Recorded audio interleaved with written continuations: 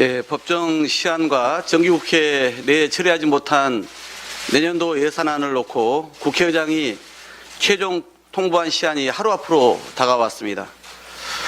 제1야당의 원내대표로서 우선 국민들께 심려를 끼쳐드려 송구합니다. 예년과 달리 내년도 예산안 처리가 왜 난항을 겪고 있는지는 그간 심사와 협상 과정을 돌아보면 이유를 찾을 수가 있습니다. 정부와 여당은 국회 예결특위 심사 초기부터 시종, 자료 제출 거부와 회의 보이콧, 시간 끌기로 일관했습니다. 원내대표와 정책위 의장 협상 단계로 넘어온 이후에도 야당인 우리 민주당이 양보할 건 양보하면서 타결을 위해 오히려 노력하고 있는데 반해 정부 여당은 서로 책임을 떠넘기면서 두 손 놓는 식의 한가한 모습을 계속 보여주고 있습니다. 정부와 여당이 이처럼 사방이 꽉 막힌 벽처럼 경직되게 협상에 나오는 데는 윤석열 대통령의 가이드라인이 있기 때문입니다. 윤 대통령은 행정부의 수반으로서 차기 년도 예산의 정부안을 작성하여 국회에 제출을 하는 것까지가 기본 역할입니다. 제출된 이 정부안을 놓고 예산 심의권을 적극 행사하는 것은 헌법과 법률에 따른 국회의 고유 권한입니다.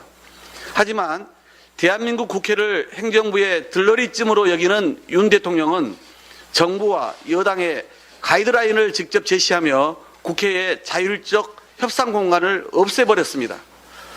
헌법이 규정한 국회의 예산 심의권을 대놓고 무시하고 해방하면서 초부자 감세의 핵심인 3천억 초과의 법인세와 100억 이상 주식의 양도소득세 지침까지 내렸습니다. 이 정도면 대한민국 통치의 근간인 삼권 분립의 경기장에서 레드카드를 받을 만한 상황입니다. 윤석열 정부가 초대기업 법인세의 최고 세율 인하를 추진하면서 줄곧 내세우는 대표적 근거는 다른 나라도 한다입니다. 엊그제 민주당을 찾은 총리도 이와 같은 논리를 되풀이했을 뿐입니다. 부총리도, 총리도, 대통령도 양극화 심화나 민생 위기 심각성 정도를 기준으로 하는 게 아니라 사실관계도 틀린 오직 다른 나라도 하니까라는 논리만 내세웁니다. 법인세는 그야말로 법인의 소득에 대한 세금입니다. 기재부 발표에 따르면 지난 8월까지 누계 국세 수입 중 기업 실적 개선 영향으로 법인세는 무려 28조 원이나 증가했습니다. 다들 경제가 어렵고 죽겠다고 아우성이지만 법인세를 포함한 소득세는 더 거쳤습니다. 이유가 무엇이겠습니까? 이익이 큰 대기업 집단이 돈을 많이 벌었기 때문입니다.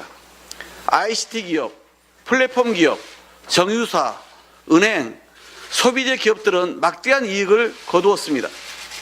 그런데 윤석열 대통령은 지금 이들 세금을 깎아주지 못해 안달하며 국회 예산안 합의를 가로막고 있습니다.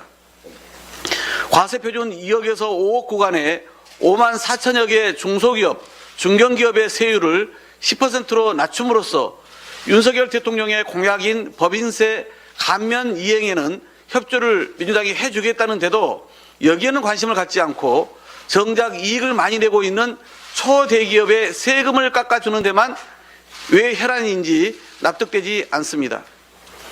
그래놓고 윤석열 대통령은 사회적 약자를 지원하고 경제 회복에 초점을 둔 예산 편성이라 주장합니다. 과세표준 3천억을 초과하는 103개 슈퍼 초대기업의 법인세 인하, 주식 양도소득세 비과세 기준 100억으로의 10배 상향, 3주택 이상 다주택 보유자의 종부세 중과 폐지, 가업 상속 기준 매출액을 1조 원으로 대폭 상향 등 정부와 여당이 주장하는 이 4대 초부자 감세 법안 어디에 사회적 약자와 국민 다수를 배려한 부분이 있단 말입니까? 국회 고유의 예산안 심사마저 대통령의 아집에 무릎 꿇고 국민 고통으로 전가되는 상황은 막아야 합니다. 국회의장께서 내일 15일까지는 무슨 수가 있더라도 예산안을 처리하겠다고 밝히신 바 있습니다. 그때까지 여야가 합의한 수정안을 마련하지 못하면 이미 제출된 정부안이든 별도의 수정안이든 본회의에 상정해서 표결 처리하게 됩니다. 민주당은 그동안 여러 쟁점에서 양보할 것은 과감히 양보해 왔습니다. 이제 정부와 여당이 양보할 차례입니다. 정부 여당은 오늘까지 최종 협상안을 제시하기 바랍니다. 끝내 윤심을 따르느라 민심을 저버린 채 국회 협상을 거부한다면 민주당은 초보자 감세를 저지하고 국민 감세를 확대할 수 있도록 자체 수정안을 내일 제출하겠습니다. 우리 민주당이 부득이 수정안을 제출하더라도 윤석열 정부가 작성한 639조 원의 예산안은 거의 그대로 인정하고 0.7%도 되지 않은 매우 일부 예산만 삭감 조정할 것입니다. 불효불급한 대통령실 이전 비용과 낭비성 예산은 줄이고 경찰국 등 위법 시행령 예산은 반드시 삭감할 것입니다. 대신 극소수 초보자를 위한 감세는 막아내고 대다수 국민에게 세금을 깎아주는 예산 부수 법안도 담게 됩니다.